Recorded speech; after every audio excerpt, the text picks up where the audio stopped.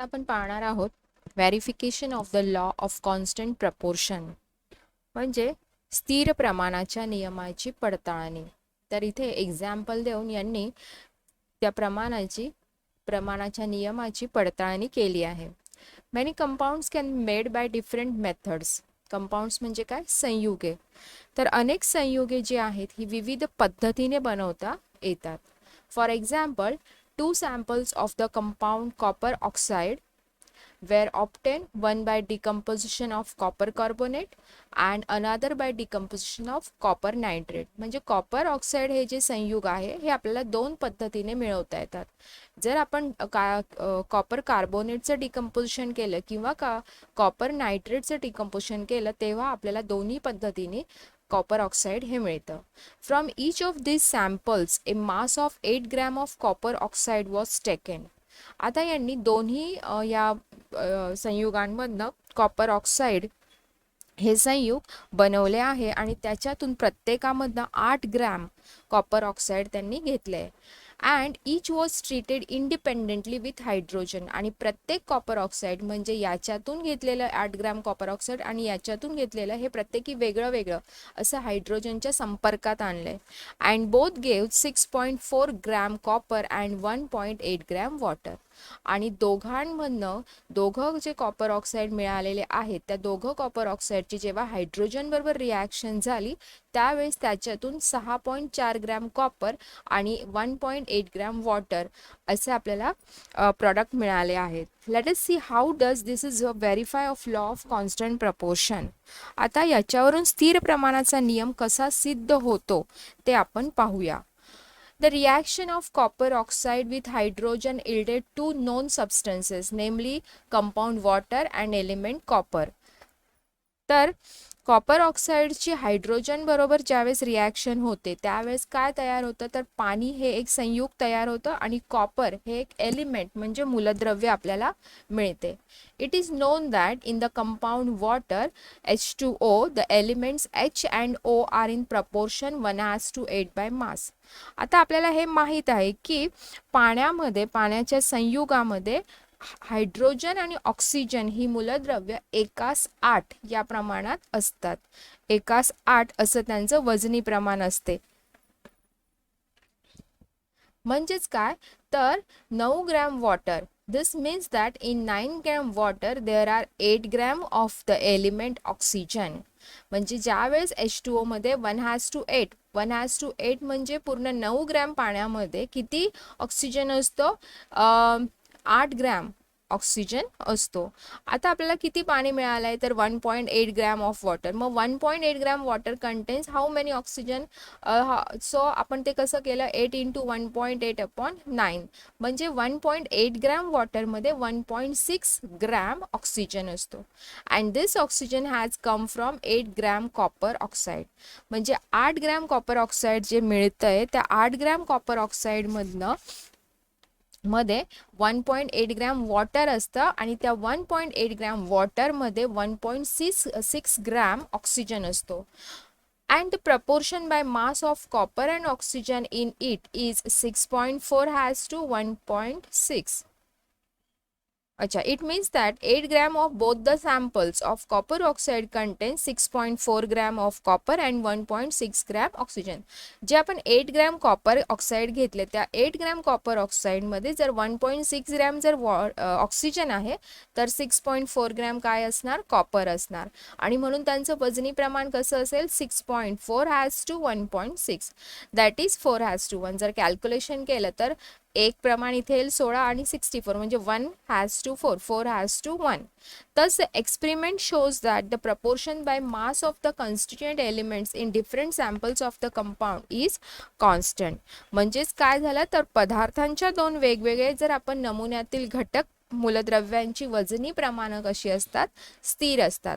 तर दोघांमध्ये कॉपर जे ऑक्साईड आहे त्याच्यामध्ये हे वजनी प्रमाण जे आहे हे 4:1 एवढे असते. Now let us see what the expected proportion by mass of the constituent elements of copper oxide would be from its molecular formula. आता जर रेणूसूत्राच्या आधाराने जर आपण बघितलं तर रेणूसूत्रावरून घटक मूलद्रव्य म्हणजे कॉपर ऑक्साईडमध्ये कॉपर आणि ऑक्सिजन ही घटक मूलद्रव्य तर यांच्या रेणूसूत्रांवरून त्यांचं वजनी प्रमाण काय आहे ते आता आपण पाहूया. To find out this, we need to use the known atomic mass of the elements. तर आता आपल्याला यांचे ॲटॉमिक मास म्हणजे अणुवस्तुमानांक माहिती पाहिजे. So atomic mass of copper and oxygen are 63.5 and 16. तर कॉपरचा अणुवस्तुमानांक 63.5 आहे आणि ऑक्सिजनचा आहे 16. This means that the proportion by mass of the constituent elements copper and oxygen in the compound copper oxide is 63.5 has to 16. जर अणुवस्तुमानांकाप्रमाणे यांची मांडणी केली तर कसं येईल 63.5 to 16 म्हणजे यांचं सुद्धा अप्रॉक्सिमेटली 4 has to 1 असं वजनी प्रमाण जे इथे आपलं निघालं होतं 4 has to 1 तेच इथेही रेणूसूत्रावरूनही येते. So experimental value of the proportion by mass of the constituent elements match with the expected proportion calculated from the molecular formula. म्हणजे घटक मूलद्रव्यांचे जे वजनी प्रमाण आहे ते रेणूसूत्रावरून काढलेल्या प्रमाणाशी जुळते. And thus law of constant proportion is verify. आणि अशा पद्धतीने या नियमाची आपण पडताळणी केली. आता आपण बघूया atom, size, mass and valency. अणूचे आकार, नंतर वस्तुमान आणि संयुजा याबद्दल आपण अभ्यास करणार आहोत. Can you recall from which experiment was it discovered that atoms have an internal structures and when? तर अणूला अंतर्गत संरचना असते हे कोणत्या प्रयोगावरून लक्षात आले आणि केव्हा? तर 1897 मध्ये जे थॉम्सन यांनी अणूबद्दल एक प्रयोग केला होता. त्यावेळेस इलेक्ट्रॉन्सवरती एक प्रयोग केला होता. त्यावेळेस अणूला अंतर्गत संरचना असते याचा शोध लागला होता. And what are the two parts of an atom and what are they made up of? तर जो अणू असतो हा प्रोटॉन्स आणि इलेक्ट्रॉन्सनी बनलेला असतो. प्रोटॉन्स हा आतमध्ये केंद्रकामध्ये असतात. प्रोटॉन्स बरोबर न्यूट्रॉन्सही असतात पण त्यांना काय नसतो, भार नसतो, ते भार विरहित असतात. आणि जे इलेक्ट्रॉन्स असतात ते ऋण असतात म्हणजे त्यांच्यावरती ऋण भार असतो आणि प्रोटॉन्सवरती धनभार असतो. आणि हे कशाने बनले असतात तर मूलकणांनी न्यूक्लियॉन्सनी बनलेले असतात. We have learned that at the center of an atom is the nucleus and there are moving electrons in the extranuclear part. तर आपण मागील इयत्तेमध्ये काय शिकलो? तर मागील इयत्तेत आपण हे शिकलो की अणूच्या मध्यभागी केंद्रक असते.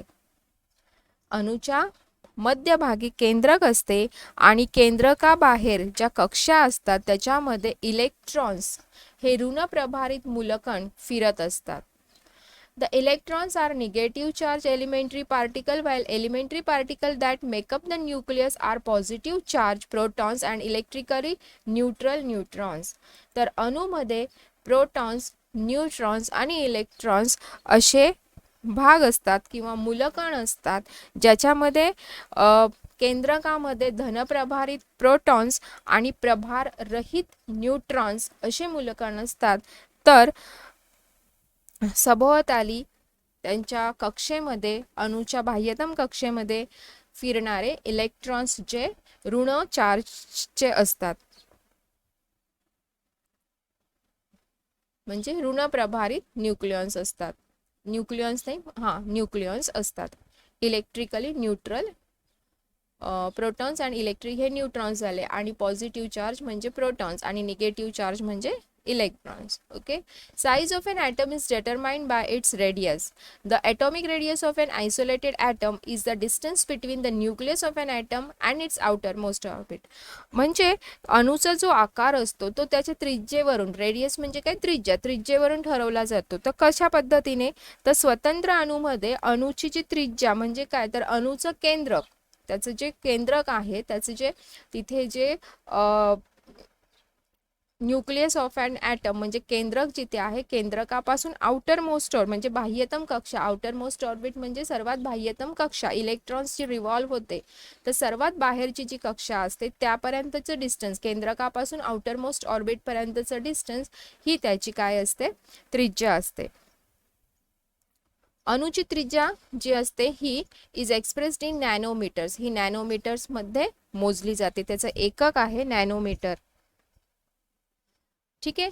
सो आता इथे यांनी काही त्रिज्या दिलेल्या आहेत. Approximate size of atom and molecule, म्हणजे अणूचा अंदाजे आकार आपल्याला त्याच्यावरून समजतो. तर जर आपल्याला ही रेडियस आहे 10⁻⁻10 मीटर्समध्ये हायड्रोजन अणूची, म्हणजे अणूचा आकार आपल्याला याच्यावरून लक्षात येतो. जर त्रिज्या एवढी असेल -10 मध्ये आहे, म्हणजे अणू किती सर्वात खूप लहान असतो. अणू हा एकदम सर्वात सूक्ष्म असा कण असतो. इथे पाण्याच्या रेणूचे तुम्हाला आकार दिलेला आहे 10⁻⁹ आणि हिमोग्लोबिन मॉलिक्यूल, हिमोग्लोबिनच्या रेणूचं दिलेलं आहे 10⁻⁸. तर जर मीटरमध्ये आपण बघितलं तर 1 nanometre is equal to 1/10⁹ metre, म्हणजे 1 metre is equal to 10⁻⁹ nanometre.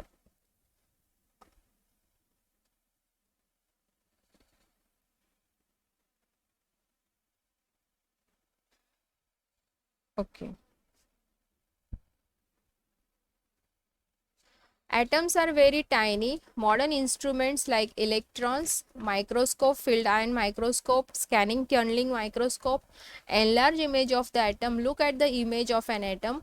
So this figure 4.2, this one, इथे जी आपल्याला फिगर दाखवली अणूची आपल्याला डायग्राम दाखवलेली आहे. इथे इरिडियमचा अणू आपल्याला दाखवलेला आहे. तर इथे जो स्पॉट तुम्हाला दिसतोय तो प्रत्येक स्पॉट म्हणजे काय आहे, एक अणू आहे. तर अणू जे आहे हे खूप सूक्ष्म असे कण असतात, बरोबर, खूप सूक्ष्म, टायनी.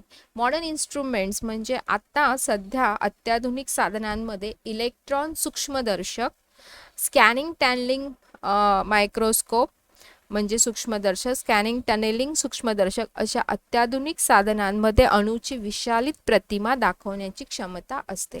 म्हणजे अणू इतका सूक्ष्म असतो, पण आता अत्याधुनिक साधनांमुळे तो आपल्याला थोडा ब्रॉड करून बघता, त्याची विशालित प्रतिमा बघता येते. The atomic size depends on the number of the electron orbits in the atom. आता ही जी ॲटॉमिक साईज आहे म्हणजे अणूचा आकार जो आहे हा त्याच्यामध्ये असणाऱ्या इलेक्ट्रॉन्सच्या कक्षांच्या संख्येवर अवलंबून असतो. Atomic size depends on the number of the electron orbit. Electron orbit म्हणजे इलेक्ट्रॉनच्या ज्या कक्षा असतात अणुकेंद्रकाच्या बाहेर, त्याच्यावरती त्याची साईज डिपेंड असते.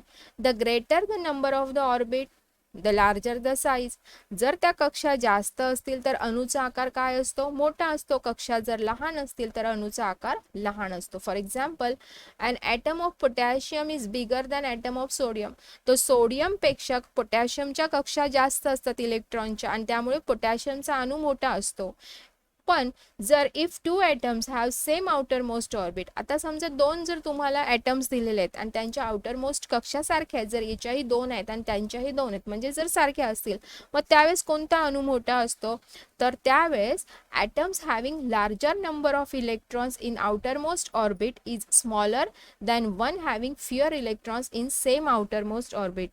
तर जो आउटर मोस्ट ऑर्बिट मधला जर दोन्ही जर कक्षा सारख्याच आहेत, ऑर्बिट सारखेच आहेत, याच्यातही दोन ऑर्बिट आहेत, याच्यातही दोन ऑर्बिट आहे, तर मोठा कोणता असेल, तर जे आउटर मोस्ट ऑर्बिटमध्ये ज्याच्यामध्ये कमी इलेक्ट्रॉन्स असतात, कमी इलेक्ट्रॉन्स असतात, तो मोठा असतो. आणि ज्याच्यामध्ये जास्त आउटर मोस्ट शेलमध्ये जास्त इलेक्ट्रॉन्स असतो, तो अणू लहान असतो आकाराने. For example, an atom of magnesium is smaller than atom of sodium. तर सोडियमची जी आउटर मोस्ट शेल आहे त्याच्यामध्ये एक इलेक्ट्रॉन आहे, तर मॅग्नेशियमच्या आउटर मोस्ट शेलमध्ये आय थिंक 2 इलेक्ट्रॉन्स असतात, त्यामुळे याच्यामध्ये कमी असतात, म्हणून हा अणू मोठा येणार सोडियमचा. अंडरस्टँड नाव. आता आपण पाहूया मास ऑफ ॲन ॲटम म्हणजे अणूचे वस्तुमान. आता आपण पाहिला आकार, की आकार कशावर डिपेंड असतो आणि कसा असतो अणूचा आकार. आता आपण बघूया अणूचे वस्तुमान. The mass of an atom is concentrated in its nucleus and it is due to the protons and neutrons in it. अणूचे वस्तुमान त्याच्या केंद्रकात म्हणजे न्यूक्लियस, केंद्रकात एकवटलेले असतात, आणि केंद्रकात काय असतात, प्रोटॉन्स आणि न्यूट्रॉन्स असतात. अणुकेंद्रकांमध्ये जे टोटल नंबर असतात प्रोटॉन्सचे आणि न्यूट्रॉन्सचे त्यालाच ॲटॉमिक मास नंबर म्हणजे अणुवस्तुमानांक असे म्हणतात. अणुच्या अणुकेंद्रकामध्ये प्रोटॉन्स आणि न्यूट्रॉन्स असतात, तर त्या दोघांची एकत्रित संख्या म्हणजेच अणुवस्तुमानांक होय. Protons and neutrons are together called nucleons. तर अणुकेंद्रकामध्ये प्रोटॉन्स आणि न्यूट्रॉन्स असतात, या एकत्रितपणे यांना अणुकेंद्रातील मूलकण असे म्हणतात. न्यूक्लियॉन्स म्हणजे मूलकण. And atom is very tiny. आपण हे नेहमी बघतोच की अणु हा अतिशय सूक्ष्म असतो. Then how do we determine its mass. मग आपण त्याचं वस्तुमान कसं काढायचं असा प्रश्न आपल्याला आणि शास्त्रज्ञांनाही पडला होता. Face this question. It was not possible for scientist of 19th century to measure atomic mass accurately. तर 19व्या शतकामध्ये वैज्ञानिकांना शास्त्रज्ञांना अणुवस्तुमान अचूकपणे मोजणे शक्य नसल्यामुळे ॲक्युरेटली म्हणजे एकदम टोटली तसंच्या तसं अणुवस्तुमानांक त्यांना त्यावेळेस मोजता येत नव्हतं. त्यामुळे काय केलं, concept of relative mass of an atom was put forth. त्यामुळे अणुचे सापेक्ष वस्तुमान ही संकल्पना पुढे आली. सापेक्ष वस्तुमान म्हणजे अंदाजे वस्तुमान ही पुढे आली आणि त्याच्यासाठी त्यांना काय पाहिजे होतं, एखादा संदर्भ अणू पाहिजे होता. ए रेफरन्स ॲटम म्हणजे संदर्भ अणू was required for expressing the relative mass of an atom. अणूचे सापेक्ष वस्तुमान मोजण्यासाठी एखाद्या अणूची गरज होती, संदर्भ अणूची गरज होती की ज्याचं थोडंफार वस्तुमान त्यांना माहीत होतं. A reference atom was required for expressing the relative mass of an atom. Hydrogen atom being the lightest was initially chosen as the reference atom. तर संदर्भासाठी त्यांनी काय घेतलं, हायड्रोजन अणू घेतला की तो एकदम हलकाही होता आणि ज्याच्या केंद्रकामध्ये फक्त एक प्रोटॉन होता. अशा हायड्रोजन अणूचे त्यांनी सापेक्ष वस्तुमान 1 असं स्वीकारलं. Relative mass of an hydrogen atom which has only one proton in its nucleus was accepted as 1. तर हायड्रोजनचे सापेक्ष वस्तुमान 1 असं त्यांनी त्यावेळेस स्वीकारले आणि therefore the magnitude of the relative atomic mass of various atoms becomes equal to their atomic mass number. आणि मग सापेक्ष अणुवस्तुमान जर हायड्रोजनचं 1 आहे तर हायड्रोजनच्या अणूमध्ये एक प्रोटॉन्स आणि एक न्यूट्रॉन आहे. तर एक प्रोटॉन म्हणजे ते टोटल आपण जर प्रोटॉनची संख्या बघितली तर ती किती असते, 1 आहे हायड्रोजनमध्ये. आणि अशा तऱ्हेने त्यांनी काय केलं, magnitude of the relative atomic masses म्हणजे सापेक्ष अणुवस्तुमानाचे मूल्य हे अणुवस्तुमाना इतकेच झाले. म्हणजे त्यांनी जरी सापेक्ष अणुवस्तुमानांक धरला, त्यांना त्यावेळेस ॲक्युरेट असा अणुवस्तुमानांक काढता येत नव्हता. त्यामुळे त्यांनी सापेक्ष अणुवस्तुमानांकाद्वारे अनेक ॲटम्सचे अणुवस्तुमानांक काढले. तर ते कसे झाले, तर अणुवस्तुमानांक म्हणजेच काय झालं, तर प्रोटॉन्स आणि न्यूट्रॉन्सची एकत्रितपणे संख्या किती आहे अशा तऱ्हेने ते पुढे तसाच शोध लागला आणि अणुवस्तुमानांक तसेच काढायला सुरुवात झाली. Let us see how to express the relative mass of nitrogen atom having accepted the relative mass of hydrogen as 1. आता हायड्रोजनचे सापेक्ष अणुवस्तुमान 1 असं मानल्यावर नायट्रोजन अणूचे अणुवस्तुमान किती हे आता कसे ठरवायचे. तर इथे त्यांनी सांगितलंय mass of 1 nitrogen atom is 14 times that of hydrogen atom. तर नायट्रोजन अणूचं जे वजन आहे, मास आहे, हे किती आहे, तर हायड्रोजन ॲटमपेक्षा 14 पट जास्त आहे. आणि म्हणून relative mass of nitrogen atom is 14. तर नायट्रोजन ॲटमचं जे सापेक्ष वस्तुमान आहे ते किती आहे, 14. And this is how the relative atomic mass of various elements were determine.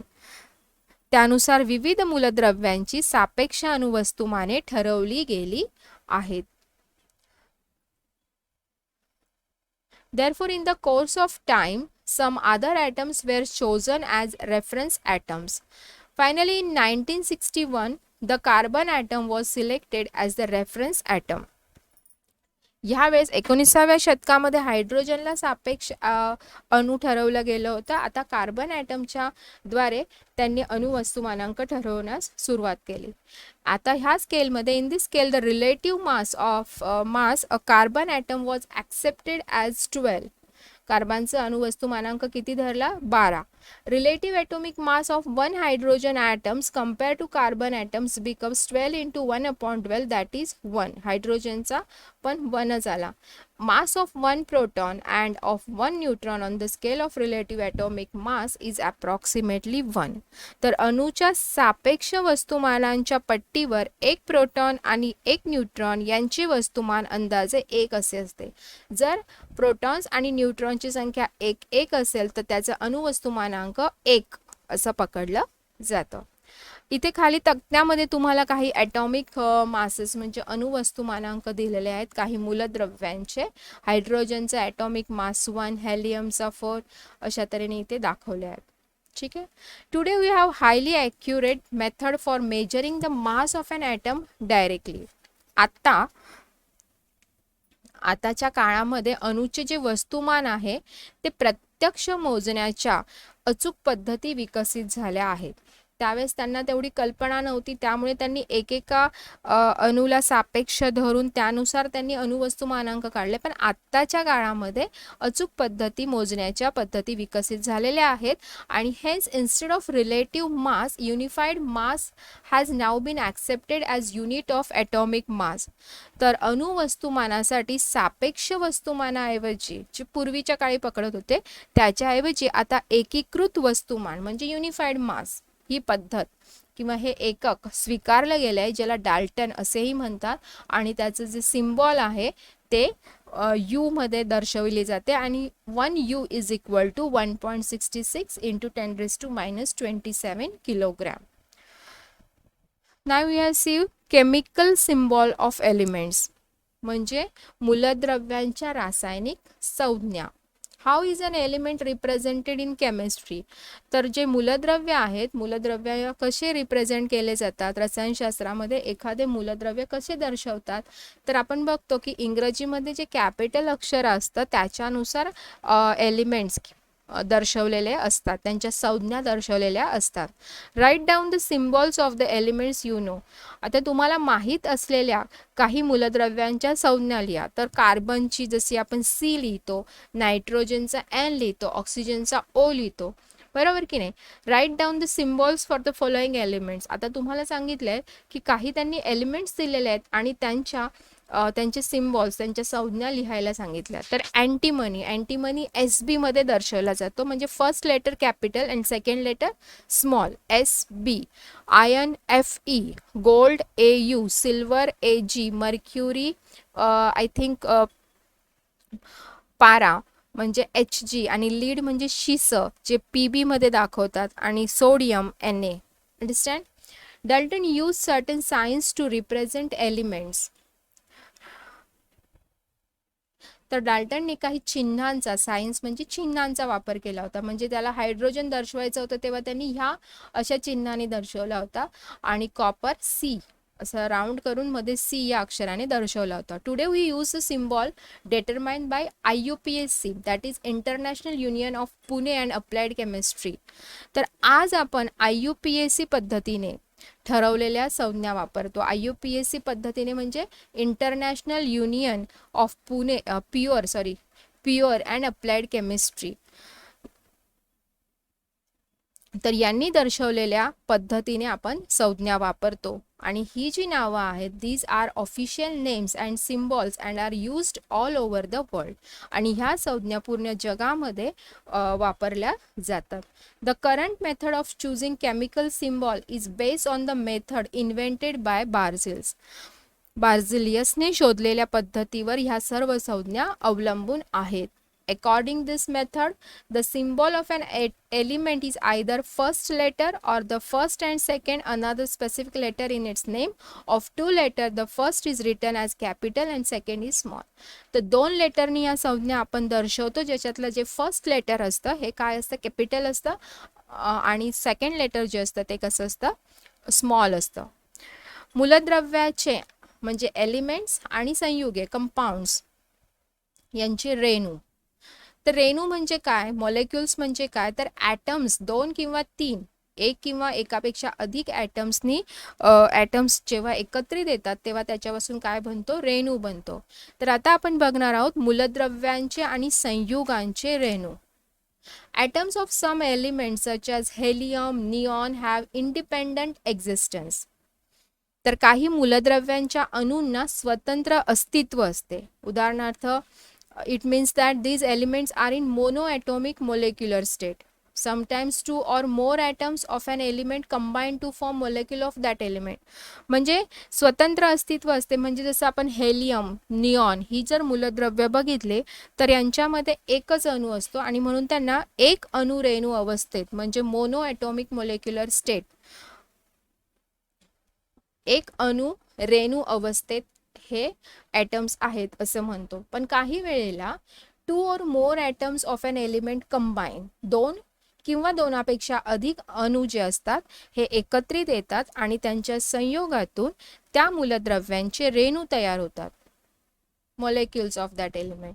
आणि त्या एलिमेंट्सला आपण म्हणतो पॉलीएटॉमिक मोलेक्युलर स्टेट, म्हणजेच बहुअणुरेणू अवस्थेत. तर यांच्या ज्या कक्षा त्या मूलद्रव्यांचे जे रेणू तयार होतात अशी मूलद्रव्य बहुअणुरेणू अवस्थेत असतात. बहुअणुरेणू म्हणजे त्यांच्यामध्ये 2पेक्षा जास्त ॲटम्स प्रेझेंट असतात, म्हणून आपण त्यांना काय म्हणतो, बहुअणुरेणू अवस्थेत आहेत. For example elements oxygen, nitrogen आपण कसे दर्शवतो, O2, N2, म्हणजे याच्यामध्ये एकापेक्षा जास्त अणू आहेत. So elements oxygen, nitrogen are in a diatomic molecular state. Diatomic म्हणजे दोन molecules असल्यामुळे diatomic आपण त्यांना म्हणतो. When atoms of different elements combine with each other, the molecules of the compounds are formed. जेव्हा मूलद्रव्यांचे अणू, when atoms of different elements, वेगवेगळ्या मूलद्रव्यांचे अणू एकत्र येतात, संयोग पावतात, त्यावेळेस काय बनतात, संयुग बनतात. जेव्हा वेगवेगळ्या मूलद्रव्यांचे अणू एकमेकांशी संयोग पावतात तेव्हा संयुगांचे रेणू तयार होतात. आणि in other words compounds are form by chemical attraction between different element. तेव्हा संयुगांचे जे रेणू तयार होतात तर मूलद्रव्यांमधील रासायनिक आकर्षणामुळे, केमिकल अट्रॅक्शन, रासायनिक आकर्षणामुळे संयुग तयार होतात असंही आपण म्हणू शकतो. काय, मूलद्रव्यांमधील रासायनिक आकर्षणामुळे. कारण रेणू केव्हा, संयुग केव्हा तयार होतात, जेव्हा मूलद्रव्य एकत्रित येतात, म्हणजे मूलद्रव्यांचे अणू एकमेकांशी संयोग पावतात तेव्हा संयुगे बनतात, संयुगांचे रेणू तयार होतात. म्हणजेच मूलद्रव्यांमधील रासायनिक आकर्षणांमुळे ही संयुग तयार होतात. ओके, नेक्स्ट टॉपिकमध्ये आपण बघूया मॉलिक्युलर मास म्हणजे रेणू वस्तुमान.